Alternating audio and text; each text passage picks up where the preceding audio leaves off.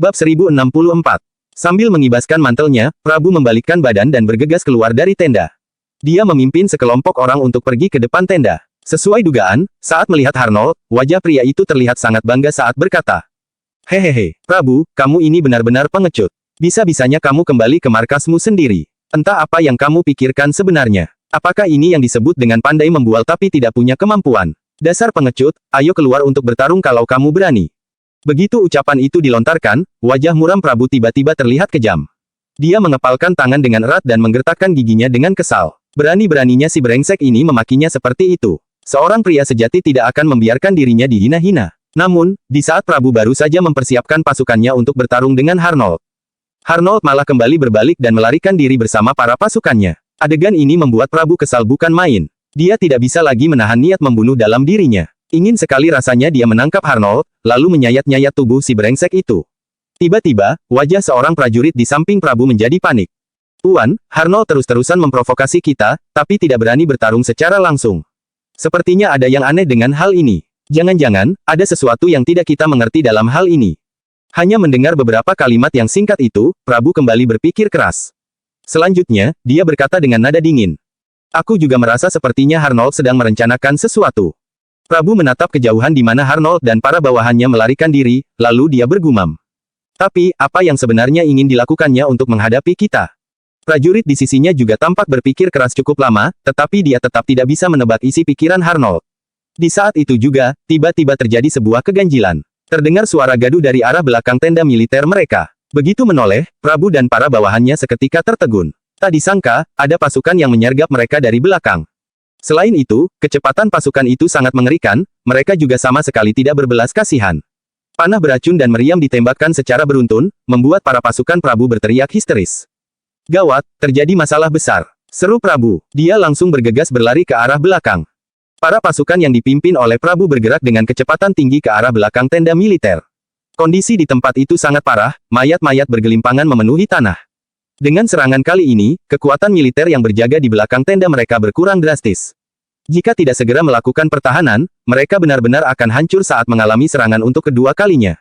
Saat memikirkan hal ini, Prabu langsung mengangkat tangannya dan berteriak, "Balas serangan mereka!" Namun, sebelum Prabu menyelesaikan kalimatnya, telah terdengar suara desingan senjata dari kejauhan. Selanjutnya, terlihat banyak sekali benda berbentuk bulat yang terlempar ke arah mereka.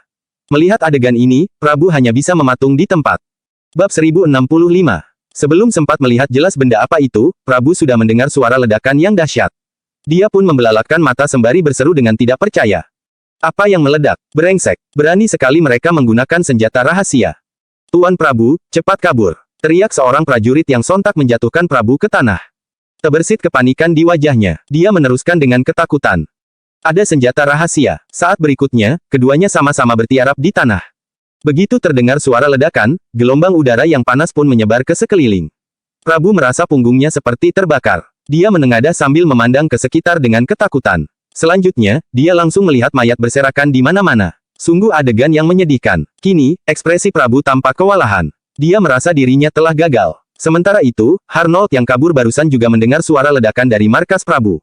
Dia tentu tahu bahwa Wira sudah beraksi. Harnold tersenyum, lalu menarik tali kekang kuda dengan kuat untuk menghentikan kudanya.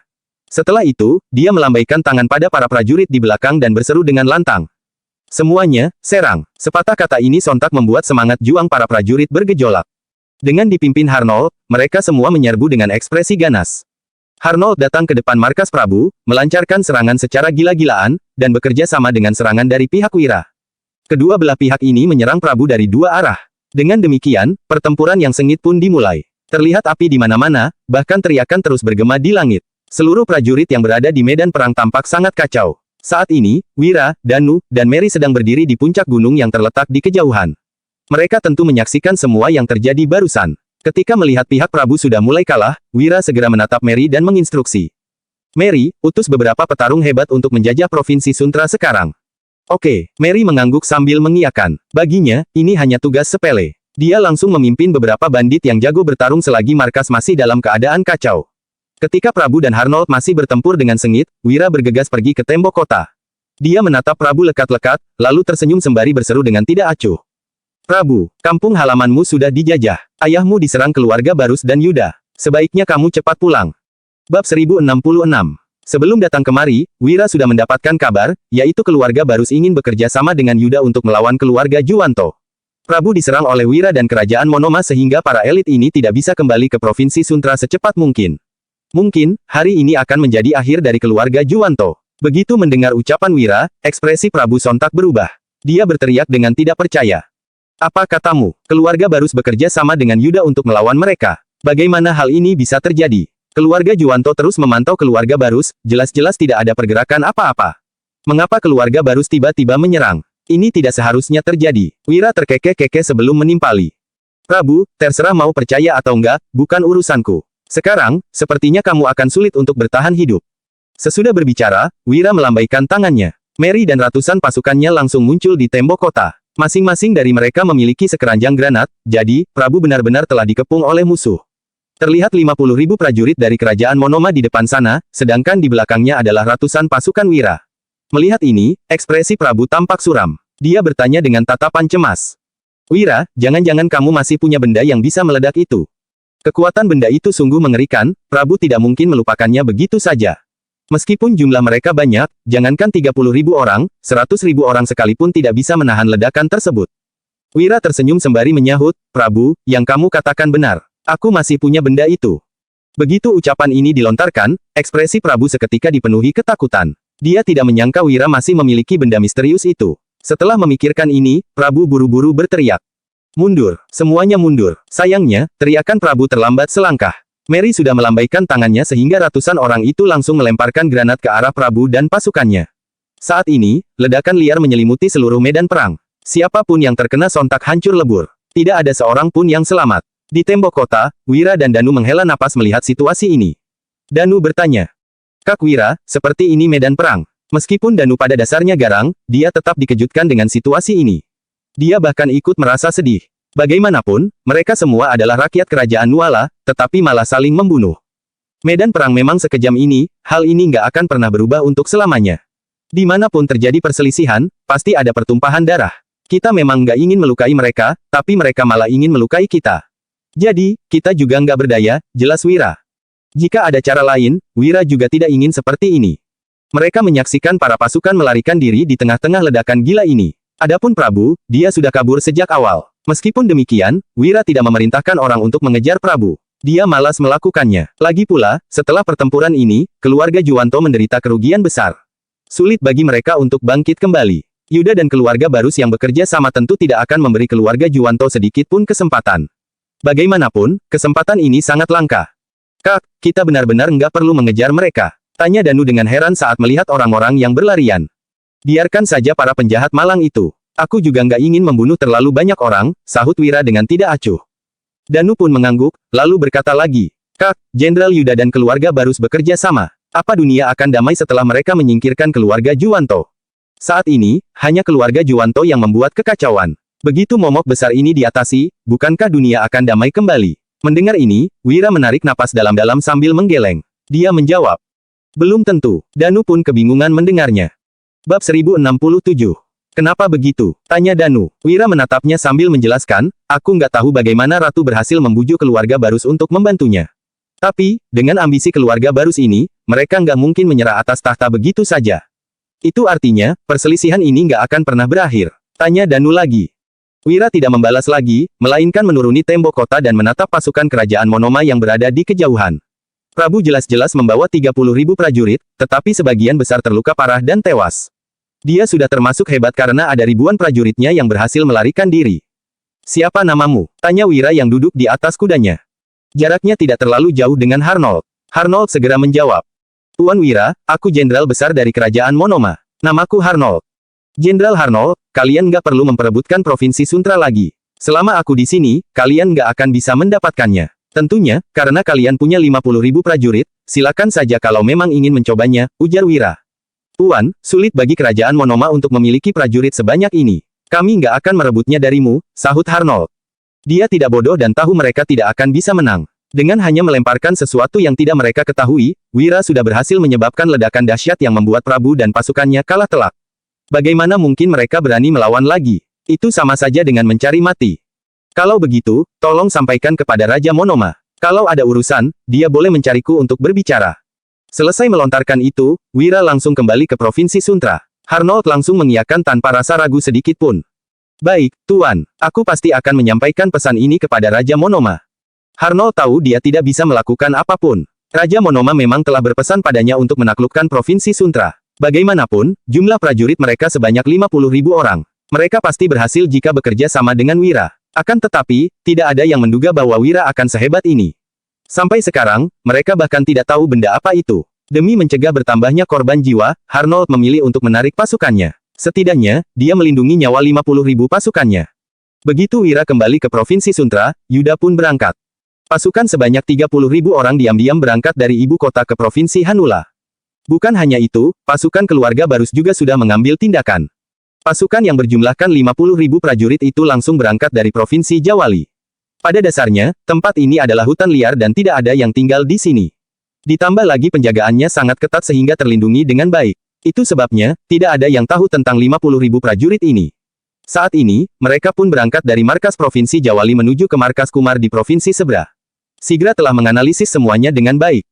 Keluarga Kumar memiliki pasukan yang cukup banyak, tetapi tidak bisa dibandingkan dengan pasukannya dengan Yuda. 80.000 pasukan mereka sudah cukup untuk melawan Kumar. Kali ini, keluarga Juwanto pasti akan binasa. Sementara itu, Kumar tidak tahu apa-apa tentang masalah ini. Apa katamu? Seru Kumar. Yuda memimpin 30.000 pasukan ke Provinsi Hanula. Selain itu, tiba-tiba muncul 50.000 pasukan dari Provinsi Jawali. Mereka sedang menuju ke Provinsi Sebra. Jelas bawahannya. Kumar sungguh tercengang mendengarnya. Dia tidak menyangka situasi akan menjadi seperti ini. Di sisi lain, Gibran dan Valevi juga terkesiap. Mereka bertanya, "Ayah, gimana ini? Gimana caranya kita melawan mereka?"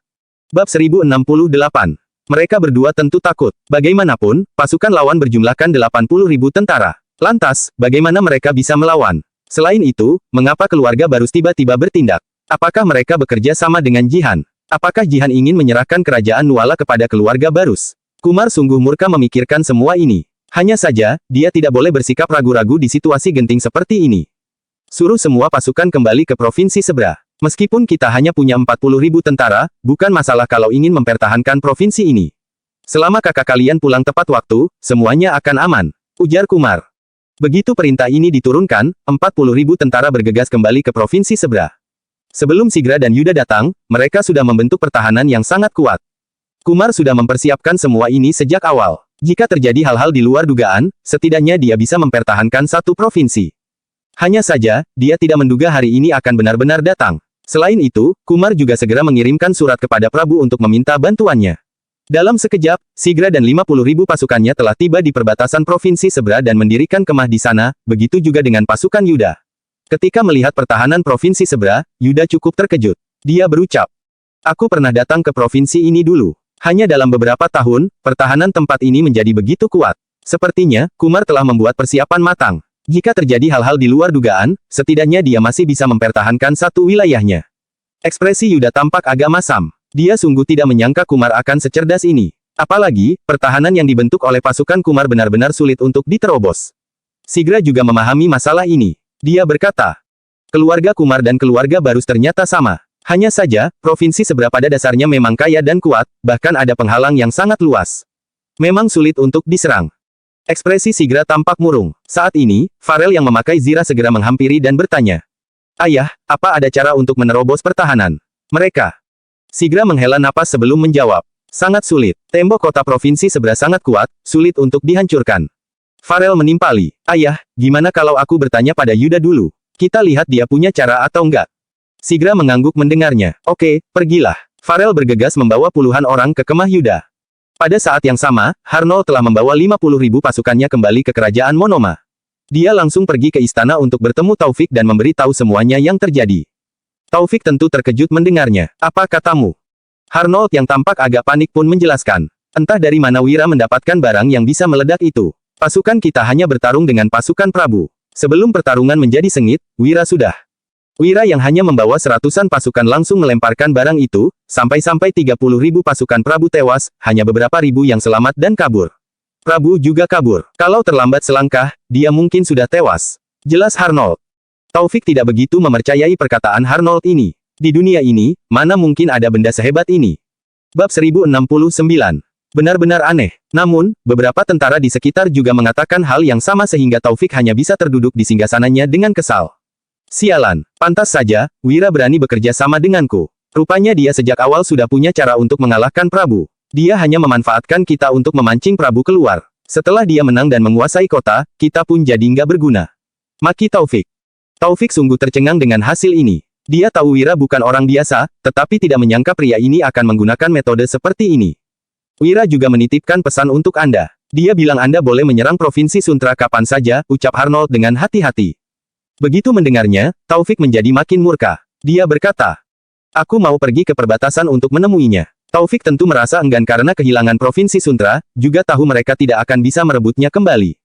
Meskipun begitu, dia tidak bisa membiarkan masalah ini begitu saja. Dia harus menemui Wira dan meminta penjelasan. Selesai mengatakan itu, Taufik langsung berangkat ke perbatasan Provinsi Suntra. Dia juga mengirim pesan kepada Wira, mengatakan bahwa dia ingin bertemu dengannya. Wira tersenyum saat mendapatkan pesan tersebut. Dia berkata, Taufik sudah marah, dia bilang ingin datang dan meminta penjelasan dariku. Danu pun menyahut, penjelasan, Kak Wira, bagaimana kalau kita bunuh saja dia? Wira menggeleng sembari membalas, meskipun Taufik terlalu ambisius, dia adalah pemimpin cerdas. Kalau dia mati, kerajaan Monoma akan kacau. Kita memang nggak punya hubungan dengan wilayah mereka, tapi kekacauan hanya akan membawa dampak buruk yang nggak bisa diprediksi. Danu kurang memahami perkataan Wira ini, tetapi Wira tahu betul apa yang dikatakannya. Dia sudah melihat banyak kejadian seperti ini di masanya. Peperangan yang terjadi selalu melibatkan negara lain yang awalnya tidak punya hubungan apapun. Semua ini dilakukan hanya demi sumber daya ataupun mitra kerja sama. Meskipun perang di kerajaan Monoma tidak ada hubungannya dengan kerajaan Nuala, orang-orang di kerajaan Nuala belum tentu tidak akan ikut campur. Begitu mereka mendapatkan keuntungan dari kerajaan Monoma, mereka akan memanfaatkannya untuk melawan kerajaan Nuala. Hasil seperti ini tentu sangat buruk. Contoh saja keluarga Juwanto, jika mereka diam-diam mendukung raja baru dan menguasai kerajaan Monoma, bukankah orang-orang ini sudah pasti akan melawan kerajaan Nuala? Dampak buruk seperti ini sungguh tak terprediksi. Wira tidak akan sanggup mengendalikannya. Lagi pula, dia memang sudah menipu Taufik sehingga wajar jika orang ini ingin meminta penjelasan darinya. Tidak berselang lama, Taufik akhirnya tiba. Dia hanya membawa ratusan bawahan karena tahu Wira tidak akan menyerangnya. Mereka bertemu di luar kota. Begitu melihat Wira, Taufik seketika mendengus dingin dan membentak. Wira, hebat sekali kamu. Berani sekali kamu menipu kami. Gimana kamu akan memberi penjelasan sekarang? Taufik langsung berbicara terus terang tanpa ragu sedikit pun. Mendengar ini, Wira tersenyum sambil membalas. Taufik, kita hanya bekerja sama. Aku nggak bilang akan menyerahkan Provinsi Suntra, jadi penjelasan apa yang kamu mau? Melihat Wira yang tidak mau mengaku dirinya telah menipu kerajaan Monoma, Taufik mulai berang. Dia berkata, Wira, sejak zaman dulu, kerjasama selalu menguntungkan kedua belah pihak. Sekarang Provinsi Suntra sudah menjadi milikmu, tapi kami nggak dapat apa-apa. Hasil seperti ini nggak sesuai dengan peraturan. Kamu seorang pebisnis, kan? Masa nggak mengerti prinsip sesimpel ini? Tanya Taufik yang merasa jengkel.